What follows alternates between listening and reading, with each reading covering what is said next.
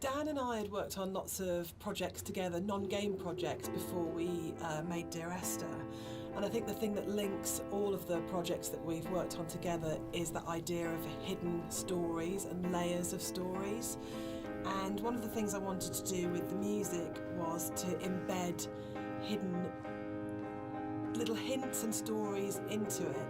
So the music that you hear here has Morse code, and the Morse code is spelling out the word Esther. And I really, really liked this concept of that some people would understand that it was Morse code and try and figure out what it was saying. It also provided a really interesting rhythmical dynamic. And yeah, it's just about these ideas of hidden stories and layers, but it also starts to emphasise the obsessional nature, I think, of the story in Dear Esther, and his agitation and actually slight panic. So you're getting this rhythm that just repeats and repeats and repeats obsessively.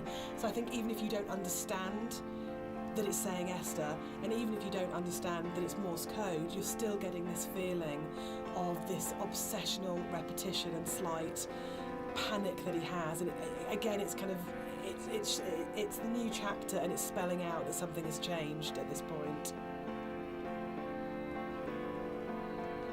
It's probably the level which has changed most from the original mod. I think it's much bigger than the final level in the mod. And one of the major changes in there is in the original mod, the whole side of the cliff face was covered in painting and writing, and a lot of that moved inside to that corridor in the caves where it's really obsessionally painted on.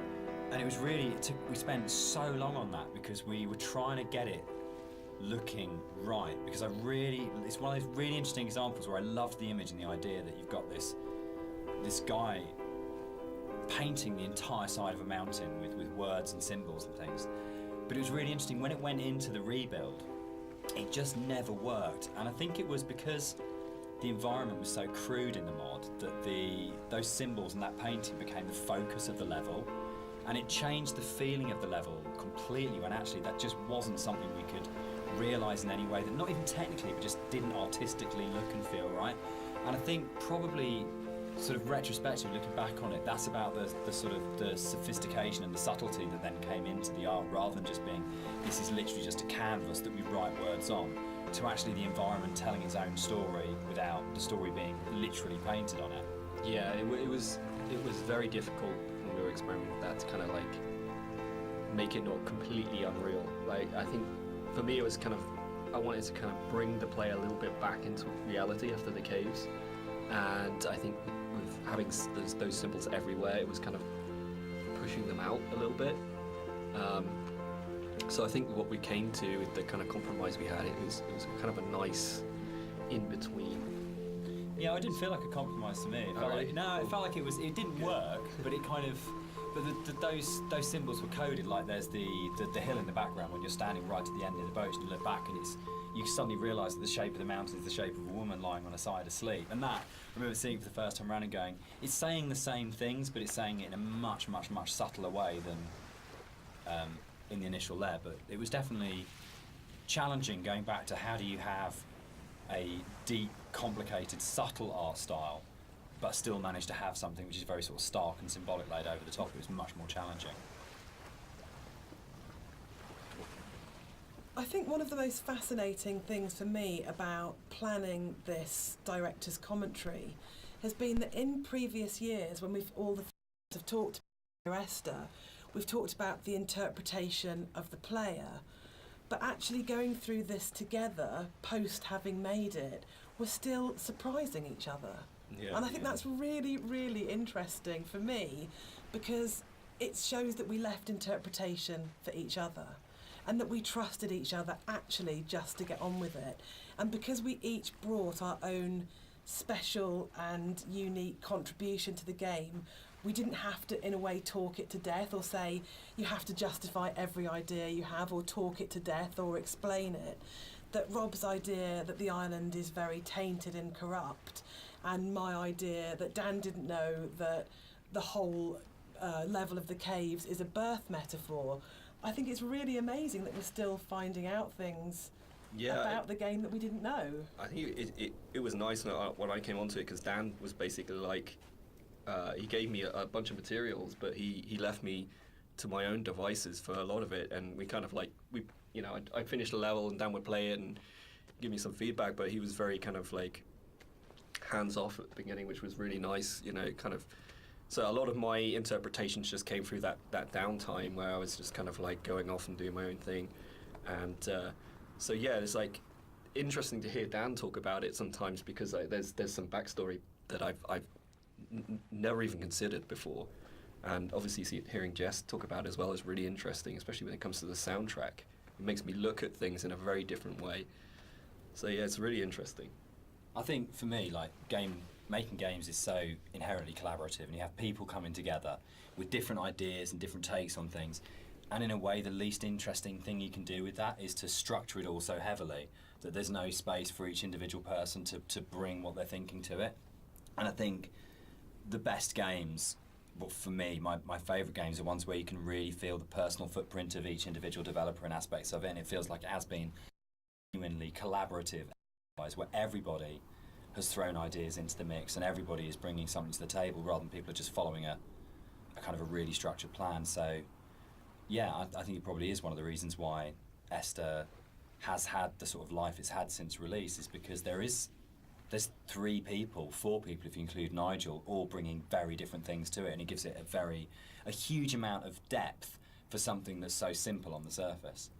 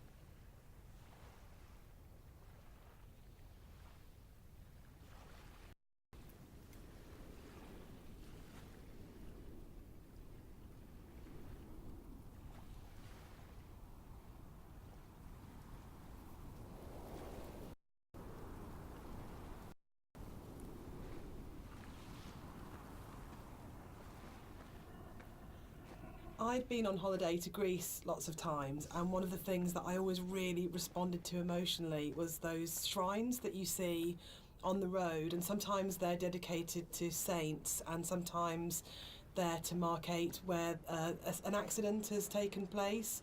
So you'll get photos of the deceased person and flowers and candles, and it always really touched me.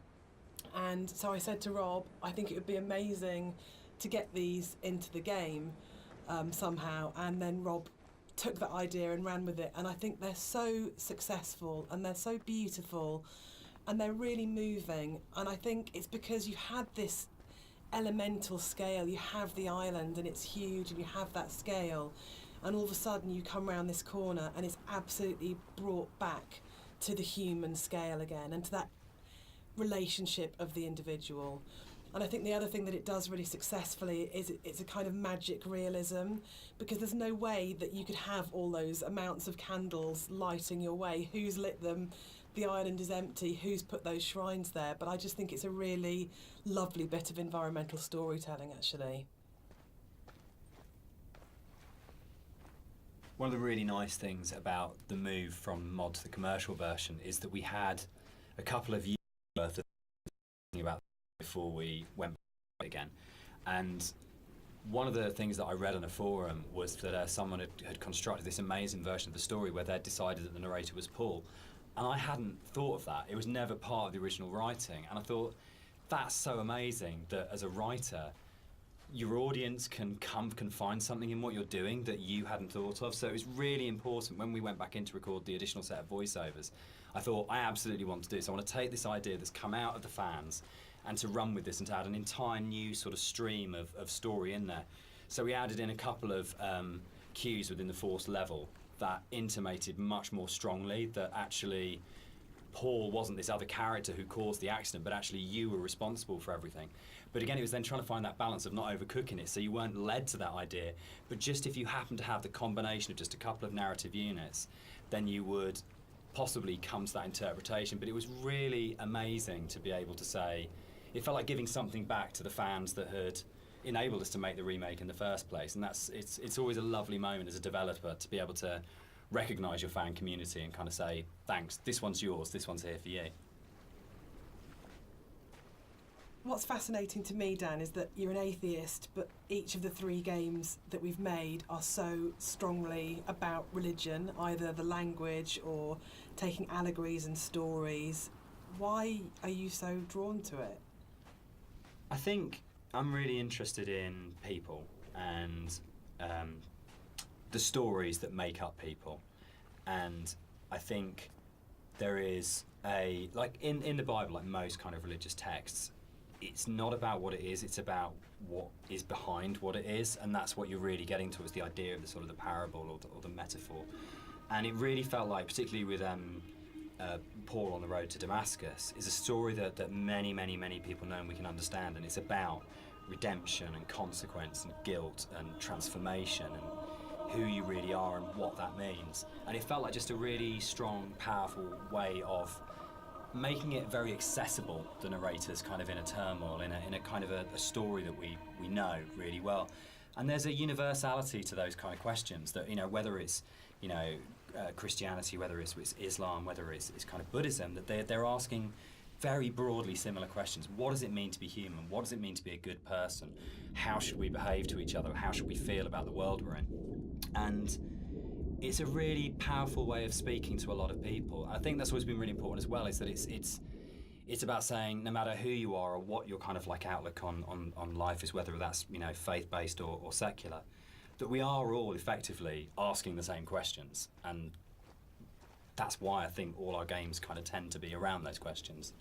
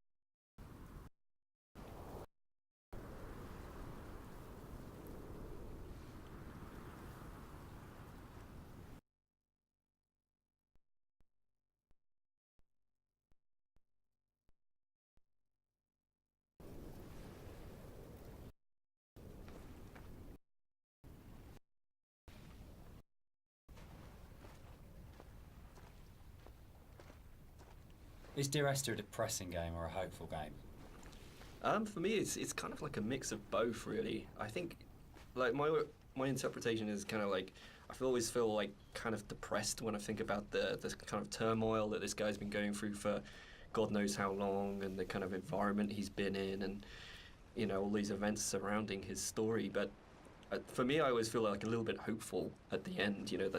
The conclusion just feels like a relief. And like this is kind of all ended in some way. What do you think, Jess?